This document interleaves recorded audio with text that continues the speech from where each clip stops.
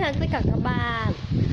Hôm nay mình sẽ hướng dẫn các bạn một cái là làm rất là công hiệu, đó chính là bằng muối nha các bạn. Bằng muối nhà làm sách chắc cũng phải có muối iốt đấy các bạn ạ. Còn đây mình xin được giới thiệu, đây là em của mình. Mình năm nay mới được 5 tuổi thôi và nó hơi điệu một chút. Đang nghịch rất là sáng. Không nghịch, chị mình đang trang trí ta, chị mình dạy mình trang trí ta. Mình không dạy em ấy trang trí một chút nào về cái phần mắt đấy nhá. Bây giờ chúng mình sẽ bắt đầu cách làm slime. Đây là lần đầu tiên mình mới thử làm thôi, chứ mình cũng chưa biết chắc là nó có thành công không. Tại vì mình xem rất nhiều video rồi, mình chỉ làm một ít thôi nha. Xem rất nhiều video Các bạn cũng biết mà mình cũng không. Các bạn rất là quen mình chỉ gì đúng không? Lần này lần đầu tiên mình quay clip đấy các bạn ạ. Mình chỉ muốn giới thiệu cho các bạn biết thế thôi. Tiếp theo là khi các bạn đã cho slime vào rồi thì các bạn cần một cái thìa như thế này, hay một cái thìa to hơn, tùy lượng các bạn cho.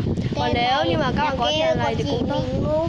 Mình mua này, không phải là ông chặt Thì mình chỉ cho tầm 2 thìa. Đèo kia của chị mình. Đấy, xong mình khuấy đều lên. Đèo kia của chị mình nhưng mà mình mới mua thôi, từ sáng. Đúng rồi.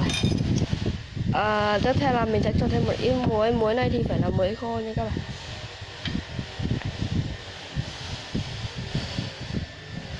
Mình nghĩ là mình sẽ đổ hết cái đống này và mình phải gắn nước đi. Mình phải đổ bớt nước đi. Các bạn ơi, cây mình mới bị dở ra. Nếu mà bạn nào mà để cho nó nặng ra thì nó sẽ tan ra, cái giống mà mình còn quạt rồi. mà nó quá. Đây, đấy một nó kêu. Đây là giới thiệu rồi em ạ.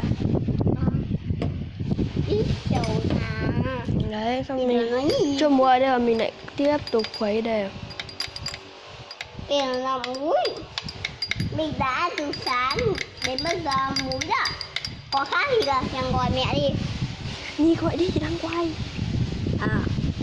Rồi, mình cho thêm ít muối. Wow. Mình đã có khác rồi, mình xem từ đây nha. Chào các bạn, trong video là khác. Cái gì? Chị đang thôi. Đấy. Mình kênh mình nói nhầm đấy mà. Em mình hơi lất cốc một chút. Mình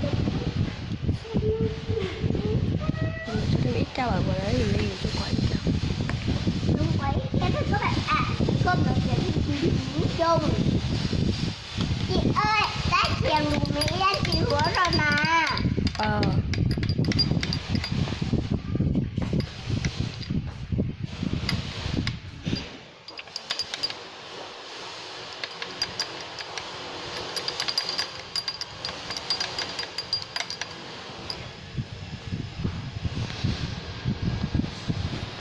Đấy, các bạn để đi thế này rồi đậy nắp thật kỹ, sau đó cho ăn vào tủ lạnh là ok. Chúc các bạn thành công các bạn. Chắc chắn nó sẽ thành công. Mình nghĩ là chắc chắn là mình cũng không chắc chắn là sẽ thành công. Mình nghĩ là thất bại bao giờ. Chào tất cả các bạn nha. Chúc các bạn một ngày